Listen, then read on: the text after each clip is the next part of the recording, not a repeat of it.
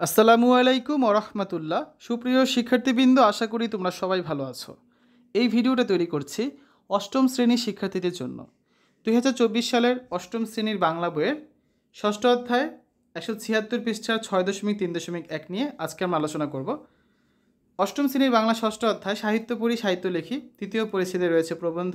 আর আজকে হচ্ছে আমরা প্রবন্ধ লেখার নিয়মকানুন দেখব এবং প্রবন্ধ লিখব। তো তোমরা যারা এখনও অন্যান্য বিষয়ের ভিডিওগুলো দেখোনি তারা আমাদের চ্যানেলের প্লেলিস্ট অপশন থেকে ঘুরে আসতে পারো। সেখানে অষ্টম শ্রেণীর বাংলা, ইংরেজি, গণিত, বিজ্ঞান, ডিজিটাল প্রযুক্তি, স্বাস্থ্য সুরক্ষা, জীবন ও জীবিকা, ইসলাম শিক্ষা, শিল্প ও সংস্কৃতি এবং ইতিহাস ও সামাজিক বিজ্ঞান প্রতিটা বিষয়ের জন্যই আলাদা আলাদা করে প্লেলিস্ট পেয়ে যাচ্ছ। তো এখান থেকে তোমাদের যে বিষয়ে ভিডিও দরকার খুব সহজেই তোমরা দেখে নিতে পারবে। তৃতীয় পরিচ্ছেদ প্রবন্ধ 6.3.1 প্রবন্ধ লিখি। ইতিমধ্যে প্রবন্ধ সম্পর্কে তোমরা কিছু ধারণা পেয়েছো। সেই ধারণার ভিত্তিতে কোনো বিষয় ঠিক করে তার উপরে একটা প্রবন্ধ রচনা করো। তোমার প্রবন্ধের শিরোনাম হতে পারে যানবাহন, একটি দুর্যোগময় রাত, গ্রামের খেলাধুলা, ভবিষ্যৎ পরিকল্পনা, আমার শখ ইত্যাদি। তো লেখা হয়ে গেলে তোমার প্রবন্ধ থেকে নিচের বৈশিষ্ট্যগুলো শনাক্ত করো। যেমন বিষয়টি ব্যক্তিজীবন বা পারিপার্শ্বিক জগতের সাথে সম্পর্কিত কিনা, একাধিক অনুচ্ছেদে বিষয়টি উপস্থাপন করা হয়েছে কিনা, রচনাটিতে কী কী তথ্য ব্যবহার করা হয়েছে, রচনাটি বিবরণমূলক নাকি বিশ্লেষণমূলক, এখানে তোমার নিজের মতো করে মত তুলে ধরতে পেরেছো কিনা, রচনাটিতে কোনো ভূমিকা ও উপসংহার আছে কিনা এবং রচনাটির মধ্যে কোনো অপ্রাসঙ্গিক আলোচনা রয়ে গেল কিনা।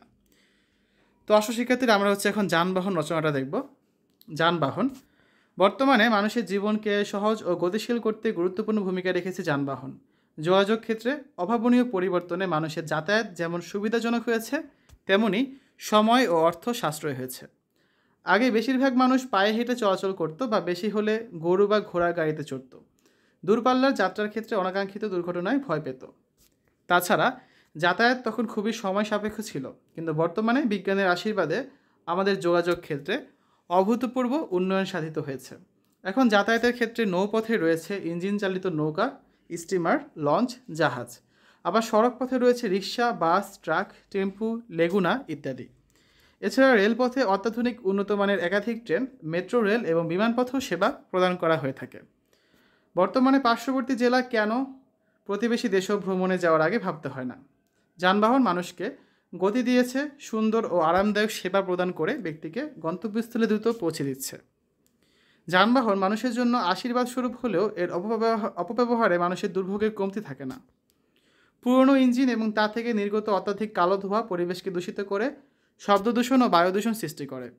জনসংখ্যার তুলনায় যানবাহনের সংখ্যা কম থাকায় মাঝে মাঝে যাত্রীদের অপ্রত্যাশিত অসুবিধার মুখোমুখি হতে হয়, কিন্তু জনসচেতনতার মাধ্যমে এসব সমস্যার সমাধান কিন্তু করা সম্ভব। যানবাহন আমাদেরকে নিরবিচ্ছিন্ন সেবা প্রদান করে সময়ের সাথে গতিশীল রাখতে সাহায্য করে। আমাদের মতো উন্নয়নশীল দেশের জনগোষ্ঠীর জন্য পাবলিক যানবাহনের প্রয়োজনীয়তা বলাই বাহুল্য। আশা করা যায় ভবিষ্যতে আরও উন্নত ও দ্রুতগামী যানবাহন সেবা প্রদান করে সাধারণ জনগণের নিত্য পথচলাকে সহজতর করার ধারা অব্যাহত রাখবে। আমার লেখা এই যানবাহন প্রবন্ধটা ছিল। এখান থেকে হচ্ছে আমরা নিচের বৈশিষ্ট্যগুলো শনাক্ত করতে পারি যে বিষয়টি হচ্ছে ব্যক্তিজীবন এবং পারিপার্শ্বিক জগতের সাথে সম্পর্কিত। একাধিক অনুচ্ছেদে বিষয়টি উপস্থাপন করা হয়েছে। রচনাটিতে অতীত ও বর্তমানে যানবাহনের উপকরণ, সুবিধা অসুবিধা ইত্যাদি তথ্য ব্যবহার করা হয়েছে। রচনাটি বিশ্লেষণমূলক। এখানে আমার নিচের মত তুলে ধরতে পেরেছি। রচনাটিতে ভূমিকা এবং উপসংহার রয়েছে। রচনাটির মধ্যে কোনো অপ্রাসঙ্গিক আলোচনা নেই। ঠিক আছে, তো আজকে হচ্ছে আমরা যানবাহন রচনাটা পড়লাম। আগামী পর্বে আমরা একটি দুর্যোগময় রাত এই রচনাটি নিয়ে আলোচনা করব। তো পরবর্তী পর্ব দেখার জন্য সকলকে আমন্ত্রণ জানাচ্ছি। শিক্ষার্থীরা, এতক্ষণ তোমরা দেখলে অষ্টম শ্রেণীর বাংলা ষষ্ঠ অধ্যায় তৃতীয় পরিচ্ছেদের 176 পৃষ্ঠার সমাধান। আশা করি তোমাদের কাছে ভিডিওটা ভালো লেগেছে।